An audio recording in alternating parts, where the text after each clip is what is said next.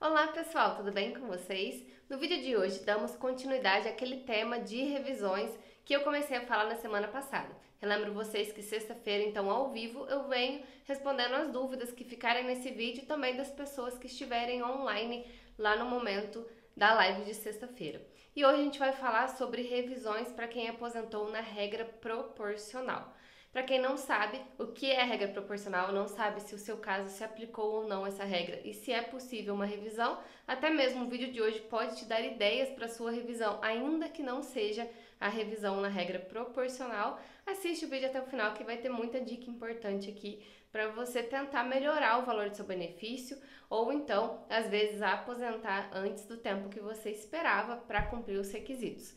Mas antes do conteúdo, eu peço que você se inscreva no canal, curta esse vídeo e compartilhe com seus amigos para que todo mundo fique por dentro de tudo que acontece na Previdência Social e para que eu saiba que vocês estão gostando dos vídeos. Aqui na descrição do vídeo tem os links para você acessar as nossas redes sociais e tudo mais. E para quem ainda não me conhece, meu nome é Gabriela Lopes, eu sou advogada, sou especialista em direito previdenciário e estou aqui hoje para te ajudar a resolver os seus problemas com o INSS.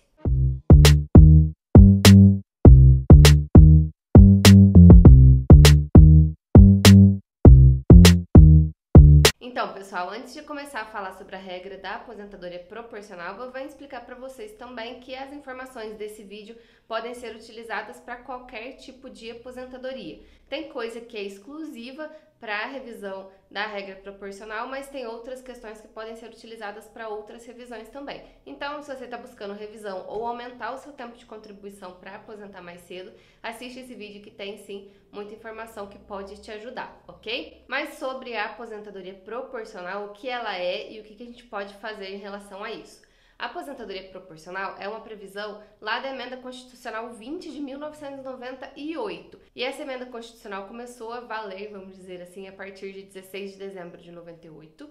E todo mundo que já contribuía para a Previdência antes dessa data pode ter direito, então, à regra da aposentadoria proporcional ou pode ter aposentado nessa regra. Quem começou a contribuir tão somente depois já não se encaixa mais e não pode pedir essa regra. Com a reforma da Previdência, aconteceu a mesma coisa. Tinha uma regra antiga, uma regra nova e uma regra de transição. O mesmo aconteceu lá em 98, uma regra nova, a regra antiga e a regra de transição. Então, somente quem contribuía poderia optar pela regra antiga ou por uma regra de transição. Quem já entra na regra nova, somente as regras novas que serão aplicadas, não pode escolher regras antigas. E a mesma coisa aconteceu lá atrás, em 98. Então, somente quem contribuía antes dessa data é que poderia pedir aposentadoria proporcional. E o que era a regra da aposentadoria proporcional? Com a regra nova, foi exigido 35 anos de tempo de contribuição para o homem e 30 anos de tempo de contribuição para a mulher. Na regra proporcional, exigia menos tempo, exigia 30 anos de tempo de contribuição para o homem e 25 anos de tempo de contribuição para a mulher, mais um pedágio de 40% do tempo que a pessoa tinha até 16 de dezembro de 98. É mais ou menos a mesma situação das regras do pedágio de 50% e 100% agora com a reforma da Previdência. Mas naquela época, então, precisava ter 30 anos de tempo de contribuição homem, 25 anos de tempo de contribuição mulher, mais 40% de pedágio do tempo que a pessoa tinha lá em 16 de dezembro de 98 até se atingir esse tempo mínimo. Então, quanto mais tempo a pessoa tinha de contribuição antes de dezembro de 98, mais fácil era de se atingir essa regra da proporcional, né? E além desse tempo mínimo de contribuição e além do pedágio, era exigida uma idade mínima, que para o homem era 53 anos e para a mulher era 48 anos de idade. Então, tempo mínimo, pedágio e idade era exigido para esse tipo de aposentadoria. Como os requisitos eram mais fáceis de ser atingidos do que a regra nova, que exigia mais tempo, também o valor desse benefício era inferior à da regra nova, né? Então a regra nova garantia aí uma média com fator previdenciário e nessa regra da proporcional é uma média mais o fator previdenciário mais um redutor de 30%. Então dessa forma a pessoa aposentava com uma média, sobre essa média aplicava o fator previdenciário, então esse é o primeiro redutor, e além do fator previdenciário a pessoa aposentava com 70% desse valor, já aplicada a média, já aplicado o fator, com um acréscimo de 5% a cada ano que ultrapassasse o tempo mínimo de contribuição. Sendo assim, se uma mulher aposentasse com 25 anos de tempo de contribuição, ela aposentaria com média mais fator mais 70% dessa outra média que foi feita. Então já reduziria 30% o valor do benefício dela. Aumentaria 5% pelo tempo que ela ultrapassasse o tempo mínimo. Então, a briga nessa questão da aposentadoria proporcional, a primeira questão é fugir da regra da proporcional. Se você fugir da regra proporcional e ir para a regra integral, você já consegue aposentar com 100% da média com fator, não tem aquele redutor de 30%. Então essa é a primeira revisão que a gente tenta fazer numa aposentadoria proporcional, sair da regra proporcional e ir para a regra integral. Na regra integral é o valor da média mais fator.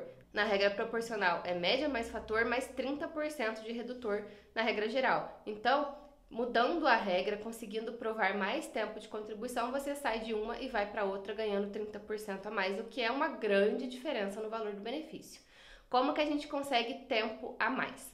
O que já está aprovado no INSS, não tem o que fazer. Mas você pode comprovar tempo rural até 31 de outubro de 1991, que você não paga nada de INSS, então somente comprova o tempo de contribuição, já aumenta aí de 30 para 35, saindo o homem da proporcional e indo para integral, ou de 25 para 30, saindo a mulher da proporcional e indo para integral.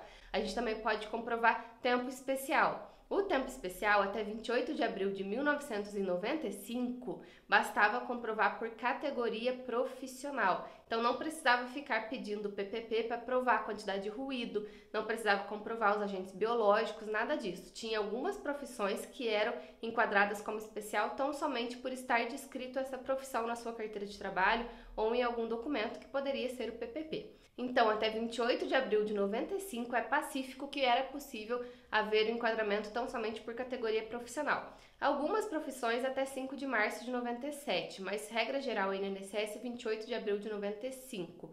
E como que você vê se a sua profissão estava enquadrada nessas categorias profissionais e você poderia ter comprovado tão somente com a carteira de trabalho que já foi juntada no processo administrativo e o INSS tinha obrigação de ter analisado isso independente de você fazer o pedido ou não. Por isso que é possível uma revisão.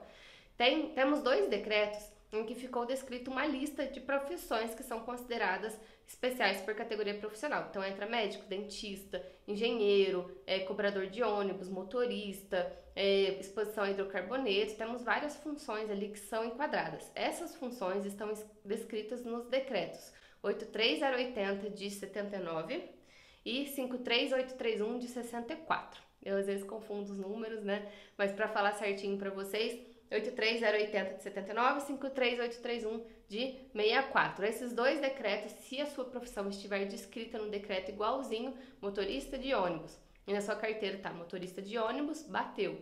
Tem que ser considerado especial. Para o homem aumenta 40% do tempo, para a mulher aumenta 20% do tempo. Só provando que na carteira já constava a profissão, que essa profissão consta no decreto, já deu certo a aposentadoria especial, ou transformar o tempo especial em tempo comum, e aí você consegue talvez fugir da regra proporcional. Você também pode comprovar tempo sem registro, você pode comprovar, verificar se o INSS reconheceu todas as profissões, utilizar outros meios de prova para provar essas profissões, e também era possível exposição a agente nocivo. Até 28 de abril de 95, ou até 97, como eu citei, existia a profissão, o enquadramento por categoria profissional, mas não deixou de existir a parte dos agentes nocivos. Então, somente após 28 de abril de 95 era tão somente agentes nocivos, não existia mais profissão. Então, antes existia categoria profissional e agentes nocivos, depois só agentes nocivos. Mas como a gente está falando desse período anterior, era possível sim categoria profissional. E além disso tudo, era possível você comprovar mais tempo, comprovar tempo especial, tempo rural, tudo isso aumentaria o seu tempo e você poderia fugir de uma regra para outra. Ou então, talvez você não consiga fugir de uma regra para outra, mas você conseguiria aumentar aquele 5% que eu falei para vocês. Tem um redutor então, né? Você aposentaria com 70% da média mais fator e ganharia 5% comprovando mais tempo de contribuição além do mínimo. Então, às vezes você não consegue sair de 30 para 35, mas consegue sair de 30 para 32, para 33, e isso pode ser que aumente o valor do seu benefício, acrescentando então essas porcentagens. Além disso tudo, também é necessário conferir se as suas contribuições todas constam no CNIS e foram utilizadas na memória de cálculo. Todas as contribuições de julho de 94 até a data da sua aposentadoria podem ser enquadradas. Mesmo após a reforma da Previdência, você ainda pode pedir essa regra da proporcional desde que tenha o direito adquirido, ou seja, desde que tenha começado a contribuir lá antes de 16 de dezembro de 98. Então, para não ter problema e como essa aposentadoria é de um valor muito baixo, geralmente a gente utiliza para as pessoas que vão aposentar com salário mínimo ou muito próximo de um salário mínimo, porque aí o importante é aposentar logo, já que vai ser salário mínimo, né? Agora, para as pessoas que teriam valores melhores, compensa insistir nessas outras regras, às vezes esperar uma regra melhor para aposentar, ou então, se já aposentou, tentar fazer uma revisão para melhorar o valor do benefício, porque realmente é uma das aposentadorias com o menor valor possível, por causa desses redutores que a gente tenta fugir nas revisões. Para esse tipo de revisão, também podemos utilizar a regra da revisão da vida toda. Já tem vídeo no canal falando sobre ela, que utiliza as contribuições antes de julho de 94, não só de julho para frente, utilizando as anteriores também. Mas é necessário fazer os cálculos para ver se enquadra no seu caso ou não. Também temos a regra do melhor benefício e outras regras que podem ser aplicadas aí na revisão de quem aposentou na proporcional. Ocorre que temos uma regra específica que está sendo discutida no STF, ainda não é pacificado, mas pode ser discutido, que é a exclusão do duplo redutor. Lembra que eu falei para vocês no começo que primeiro faz a média de 80%, depois aplica o fator, depois tem um redutor de 30%, e aí você aposenta com 70% de toda essa média feita? Aí o que acontece? Nessa tese está sendo discutido que não pode ter duplo redutor. Redutor do fator, depois redutor dessa porcentagem de 30%, tentando excluir o fator desse tipo de aposentadoria. É uma tese que está sendo discutida, teve decisões favoráveis, teve decisões desfavoráveis e ainda não pacificou 100% o entendimento, está suspenso lá no STF. Mas é algo que, se for possível no seu caso e realmente for a única opção, às vezes compensa sim discutir e esperar o julgamento, porque aí não vai passar o prazo decadencial, né, que a gente tem 10 anos para pedir a revisão, compensaria fazer esse pedido e a partir daí então, se realmente for favorável lá no STF, você recebe todos atrasados, recebe tudo nesse processo judicial. E se for desfavorável, aí você continua com a aposentadoria que tá. Mas tem que fazer esses cálculos e ver se realmente compensa, né, insistir nesse tipo de revisão, já que não é uma tese pacificada, é uma tese que vai ser discutida ainda, está em discussão ainda e pode ser favorável ou não, mas dependendo da situação, compensa sim ingressar com esse tipo de pedido. Portanto, em resumo, o que a gente tenta fazer nas aposentadorias proporcionais? Primeiro, fugir da regra proporcional e ir para a regra integral. Segundo, tentar o máximo de tempo de contribuição para conseguir esse 5% a mais quando a pessoa ultrapassa o tempo mínimo. Terceiro, conferir os valores para ver se o valor do benefício foi concedido correto, apesar de ter sido lá na regra, né? Pode ser que aumentando as contribuições, incluindo contribuições maiores, o valor do benefício seja melhorado um pouquinho, né? Mas ainda assim é uma revisão. O quarto ponto seria as teses revisionais de melhor benefício, revisão da vida toda, que podem ser aplicadas nessa aposentadoria proporcional. E o quinto ponto é discutir de forma judicial a questão do duplo redutor, ok? Então, pessoal, esse é o vídeo de hoje para quem aposentou na proporcional e para quem quer algumas dicas sobre revisão. E na sexta-feira eu venho ao vivo respondendo dúvidas sobre o vídeo de hoje, tá bom? Então pode deixar suas dúvidas aqui ou então entrar no chat ao vivo ao meio-dia que eu respondo todo mundo que estiver lá. Vejo vocês então na sexta-feira. Até mais!